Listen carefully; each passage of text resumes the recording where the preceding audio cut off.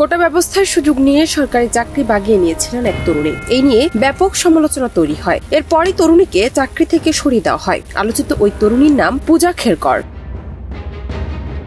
7 September ভারতের বিতর্কিত এই আইএএস কর্মকর্তাকে তার প্রশাসনিক পদ থেকে অব্যাহতি দেওয়া হয়েছে।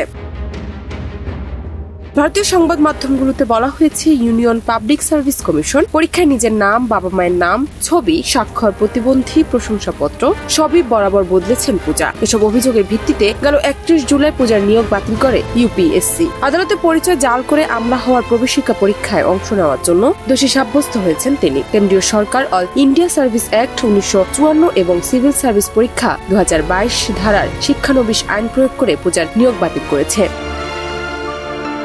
তারা জানায়, ভবিষ্যতে পূজা আর কোনো সরকারি পরীক্ষায় অংশ নিতে পারবেন না। পাশাপাশি তার বিরুদ্ধে প্রতারণা ও জালিয়াতির মামলাও করেছিল ইউপিএসসি। সে সিদ্ধান্তকে চ্যালেঞ্জ জানিয়ে আদালতে দ্বারস্থ হয়েছিলেন পূজা।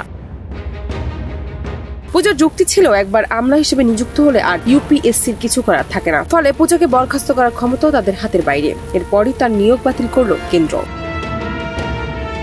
জান্নাত টিপু, দেশ রূপান্তর।